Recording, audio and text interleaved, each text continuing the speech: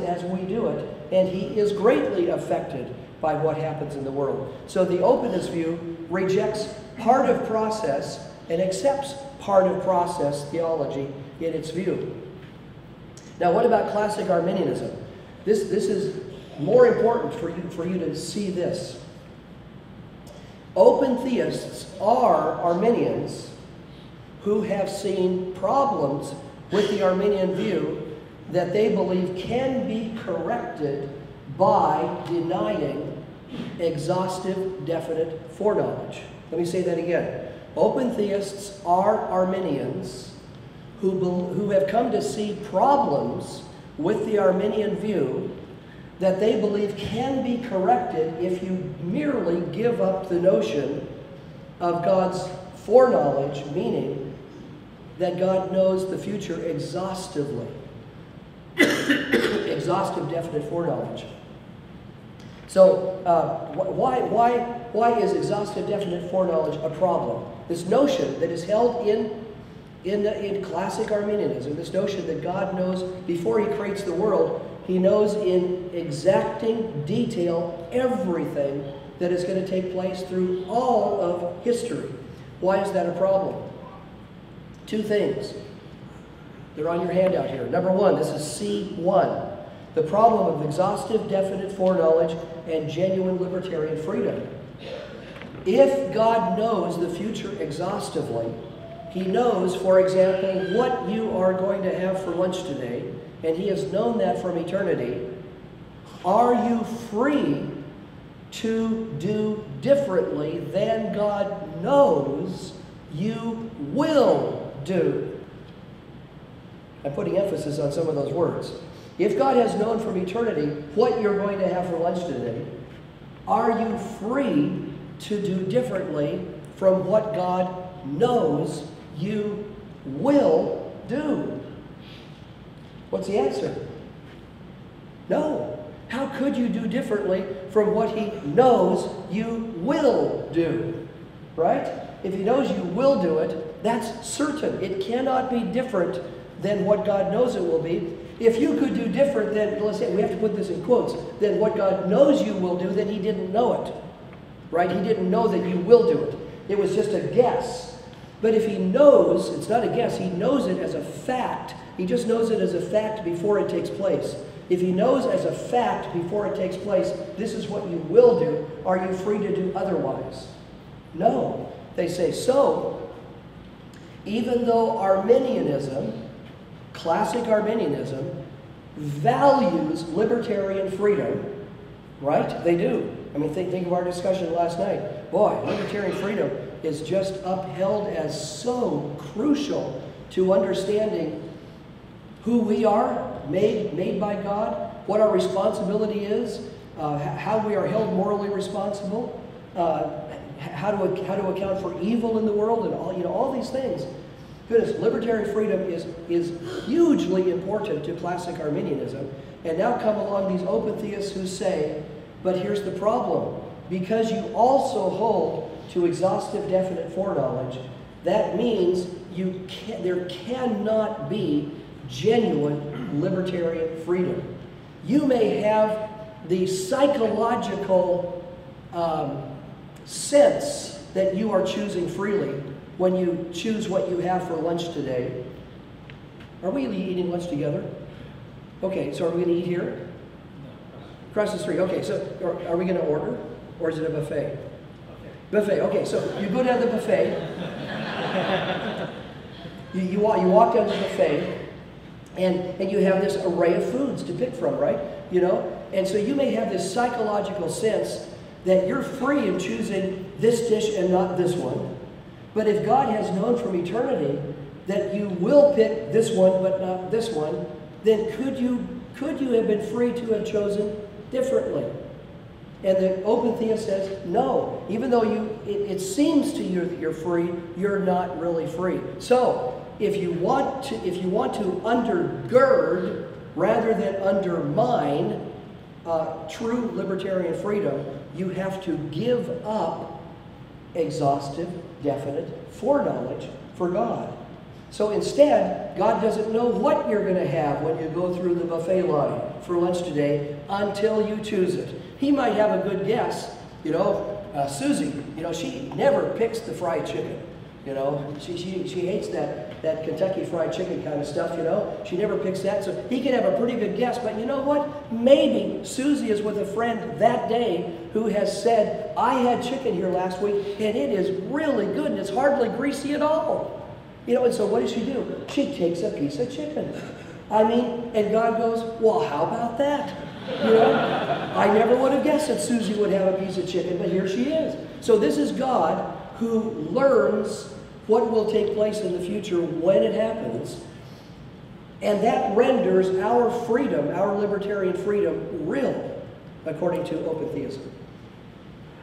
Okay, now this critique is huge because of the value of libertarian freedom to the Arminian view, which means that thoughtful Arminians out there in colleges across the country, you think of a place like Azusa Pacific College, Seattle Pacific up in the Northwest where I grew up in Washington State, Seattle Pacific, very similar.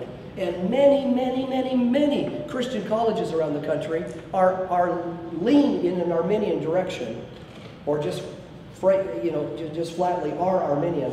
Well, guess what? If they have thoughtful faculty members in Bible and theology who have thought through these issues, you know they are leaning in an open theist direction because it solves this problem. They want libertarian freedom. And to think that it's undermined by exhaustive definite foreknowledge, that's horrible. So now they realize all they have to do to re-secure, as it were, the integrity of real freedom, libertarian freedom, the ability to choose otherwise, all you have to do is give up exhaustive definite foreknowledge. Boy, many have been very happy to do it. So the openness view is growing in popularity among thoughtful Arminians who you know, kind of think through these issues. Okay, here's the second problem.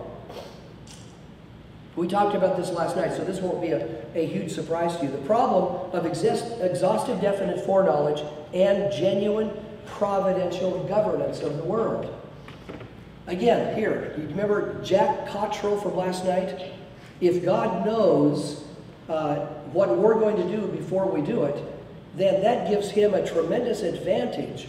There's a providential benefit that comes to God in knowing what we're going to do before we do it, because then he can adjust things and put his own plans in place in light of things that he knows we're going to do. Remember that concept we talked about last night? Well, here's the problem with that, and open theists are aware of it. The problem is that if God knows everything, if it's exhaustive, definite foreknowledge, if he knows everything that's going to happen, and his knowledge of that means it must happen as he knows it, and the scope of what he knows is absolutely everything, then guess what? Even though he knows it ahead of time, he cannot adjust anything about it in any respect whatsoever. So it gives God absolutely no providential benefit. It's like the example I gave you last night of the stock market. If you had money to invest, and you knew now every transaction that would take place in the stock market for the next 30 years, would that be advantageous to you?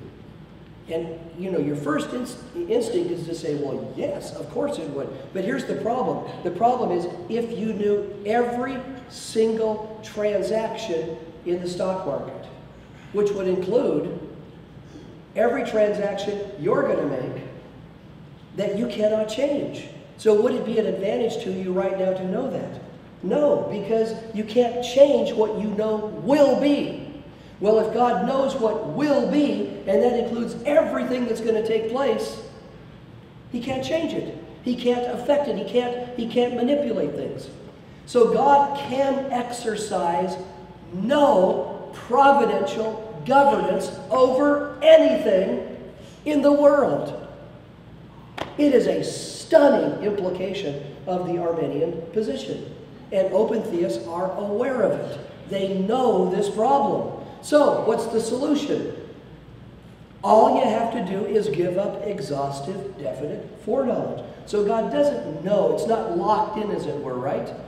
Remember, it's not closed. It's open. The future is open, not closed. It's not locked in. So God doesn't know what's going to happen in the future, which means that then when it happens, even though he didn't know it, he did have probabilities in his favor, right? That is, Thomas Flint, who teaches philosophy at Notre Dame, says in Anselmian language, Anselm, who talked about the God as the being than which none greater could be conceived. In that kind of language, Thomas Flint says, the openest God is the bookie than which none greater can be conceived.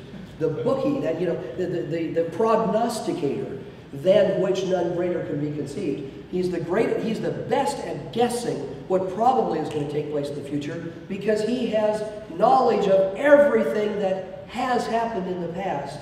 He has perfect knowledge of you and your psyche and your mind and heart. So he has all of that. He has access to all of that information. So yes, he can guess pretty well, at least close at hand. Push it out a bit. 5 years from now, 10 years from now, 100 years from now. Wow. The level of accuracy in prognosticating, even for God, really drops a lot as you push it out quite a ways. But at least in the immediate future, he has a pretty good guess of things that are going to happen. Still, he doesn't know it, so you can be free in doing what you do. So Susie can have that piece of fried chicken, and God goes, well, how about that? If God had known from eternity that Susie would never have that piece of fried chicken, she wouldn't have picked it. Okay, so that's a problem within the Arminian view that open theists are aware of. And they find just giving up exhaustive, definite foreknowledge then solves both of these huge problems, the problem of freedom and the problem of providence. You might think of it in that way. All right, biblical support. Now, what support do they give for their position that God does not know the future? Well, you can see under capital letter A, Roman numeral 2a, and then Roman numeral 2b, two of the main lines of support. A number of passages could be used here, but I'm going to use one in each case illustratively. First of all is a set of passages that might be called growth in knowledge texts. And then under B, divine repentance passages. Those are really major categories of passages that open theists point to. First of all, growth in knowledge passages. Take, for example, Genesis 22, the account of Abraham being commanded by God to sacrifice Isaac. I mean, what an amazingly powerful chapter this is and passage this is. And here's what we read. God comes to Abraham and he says, now it came about after these things that God tested Abraham, and he said to him, Abraham, and he said, here I am. And God said to him, take now your son, your only son, whom you love, Isaac. I mean, the language in that is meant to be drawn out.